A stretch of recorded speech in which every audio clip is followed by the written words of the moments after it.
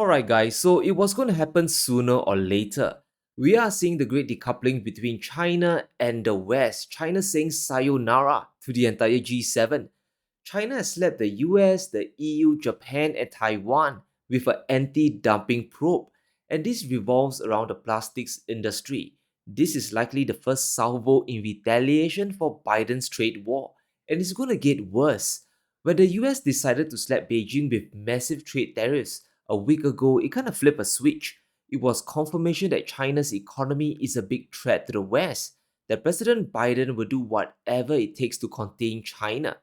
This, of course, means mobilizing the G7 to hammer the claims of overcapacity to prevent Chinese exports from entering their markets. But if we dig into the numbers, the overcapacity claim is quite bogus. The West is accusing China of dumping all their EVs in Western markets, but it's not true. For example, China only exports a minority of their total car production. Less than 16% of their production actually gets sold elsewhere. In contrast, Germany exports 75% of their cars, while Japan comes in at 46%. These two G7 economies sell more of their domestic production than China. That is called overcapacity.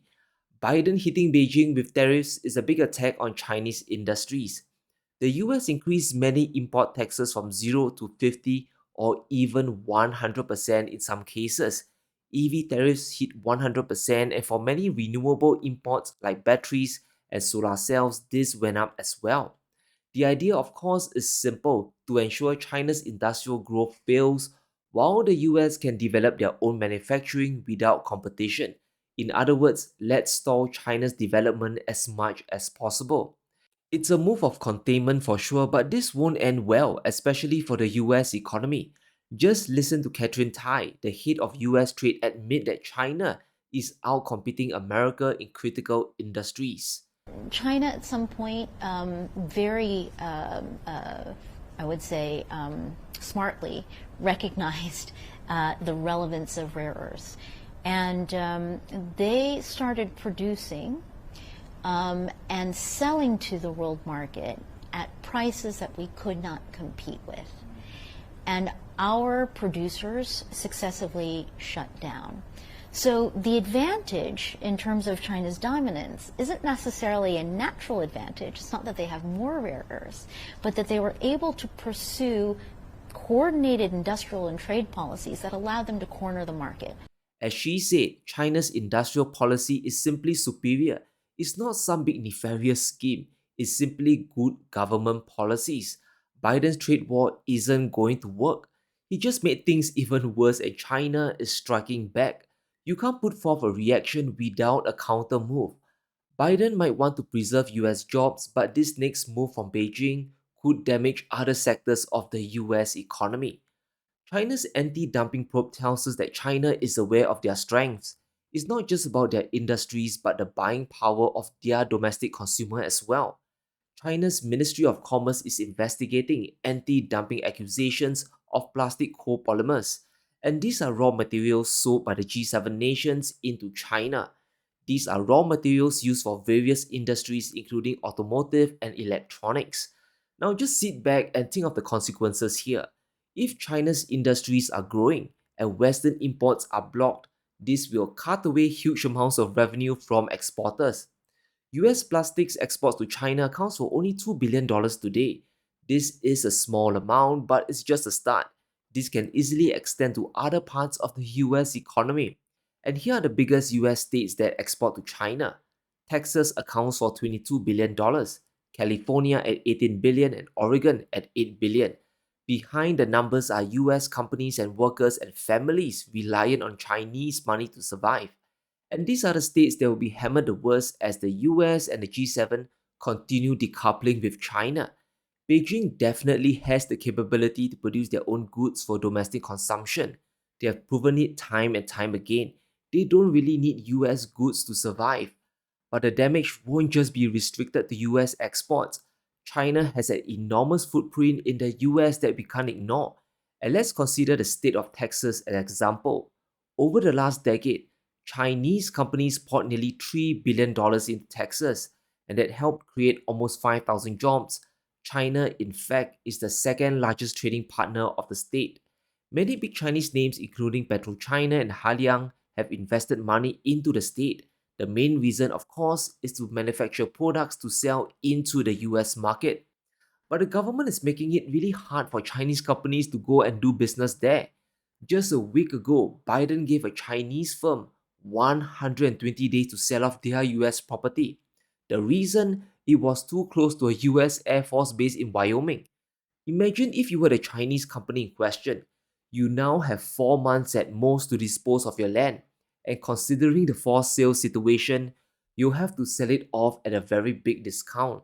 Any buyer out there will lowball you because they know you have to sell your assets. It's a forced sale. You'll be lucky to get 70 cents on the dollar, maybe even 50 cents if you get squeezed enough. And it's this kind of practices that are forcing China to run away.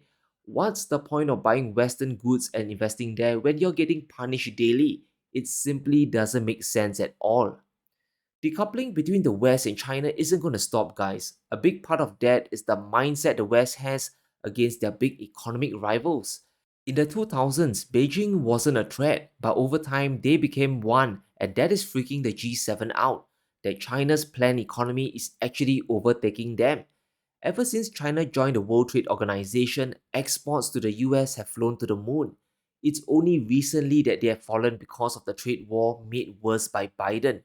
Is this fear of the Chinese industry that's pushing the US foreign policy of containment? Do whatever it takes to bring production back home at the expense of China.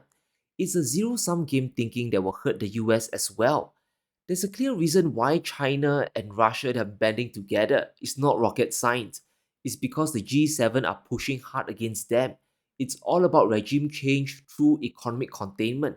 If we destabilize their economies enough, there will be internal revolts and the people there will overthrow the governments. And it's really concerning when you hear statements from the EU leaders themselves.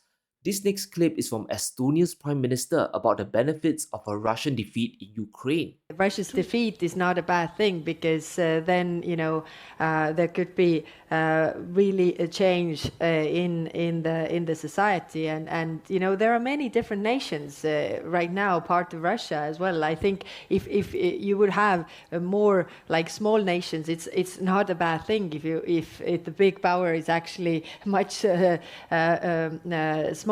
So according to her, it's not a bad thing if the big power is much smaller.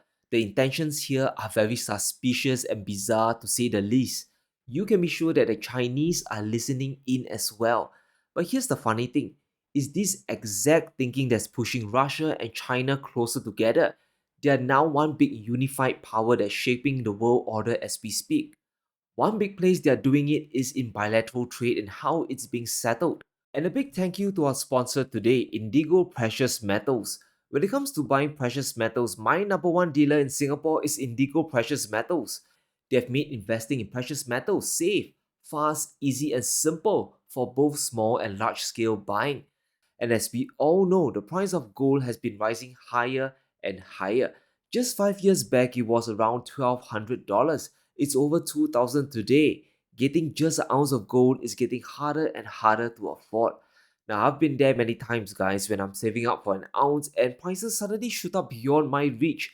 Now I have to pay more. Thankfully, there's a solution to this. The Indigo Precious Metals Gram Savings Plan is a great way to accumulate gold at your own pace without missing out. You can buy as little as 1 gram of gold and buy on your own schedule. The gold is physically backed, it is insured, and you can sell it back at any time for cash. Best of all, when you accumulate 1,000 grams, you can exchange it for full kilobar physical gold. There's no extra cost in this conversion, and the kilobar is LBMA certified, and you can test it on the spot. So take action today. Click on the link below and get a discount for your first purchase with the code SEANFU. Start with Indigo Precious Metals today. To decouple from the West, China has to break away from the US dollar system as well. And this is where Beijing is starting to win the big battle. When it comes to trade with their partners, the dollar is being sidelined in a very big way. On the left chart, we can see the share of the yuan exceeding the US dollar in trade finance. It has increased above 86%, while the dollar share has fallen dramatically down during the same period. countries leaning towards China are preferring to use the Chinese currency to settle trade. It gets even more dramatic for cross-border transactions, and that is the chart on the right. In 2010, 0% of trade was done in the yuan. Today, it has risen above the dollar share, sitting at 51%. Conversely, the USD has dropped below 50% from a high of 80% initially. It has been declining year after year as China gains more influence, and this is extremely important. The more China rallies countries around the world, the more the dollar will get rejected as a trade currency. Why use an intermediate currency when I can buy directly using the yuan? After all, almost everything is made in China. Countries understand the risk of a unipolar currency. There's extreme exposure to US monetary policy, especially when they keep printing money. There's always the threat of financial sanctions as well. It's just not wise to put all your eggs in one basket. Just listen to the panic of the IMF. You can hear it in her voice. It's the sound of fear and disappointment. The concern, of course, is that the direction of travel, if it is not appropriately controlled, you could end up basically moving dramatically away from a global rules-based trading system, which is what we've lived with for multiple decades now.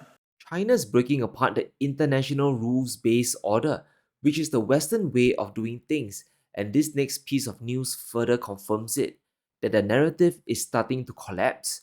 Foreigners are back in force, buying up a ton of Chinese stocks. The buying today is massive since the previous high in April.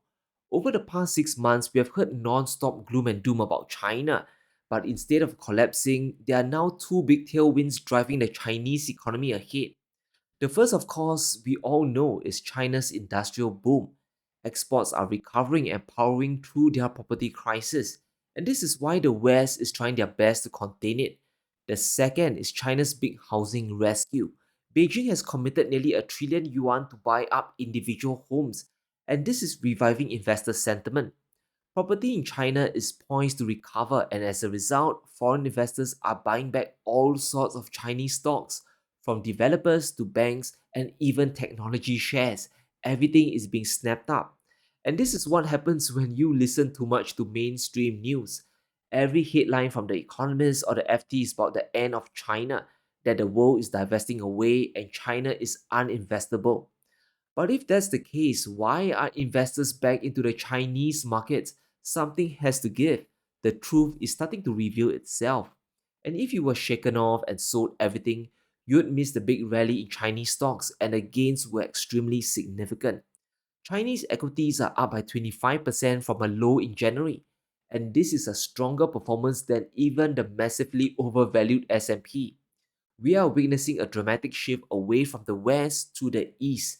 We have trade in yuan going up, investors flooding back into China, and the west hitting Beijing with a trade war. This shouldn't happen if the Chinese economy is collapsing. And going forward, I think there are two guarantees. The first is the G7 containment of Russia and China. Every single trick in the book will be used, and this can include sanctions, trade wars, and of course, asset confiscation. This punishment is not going to end, and on China's part, they will continue building ties with Russia and the global south. Between these two economic blocs, there's simply no reverse gear left. There's zero trust left, and it's going to get progressively worse. But let me know what you think. Will China retaliate even further? And will the dollar continue to drop in global trade? Let me know in the comments below. Stay safe, be sure to smash the like button and subscribe as we navigate through these crazy times.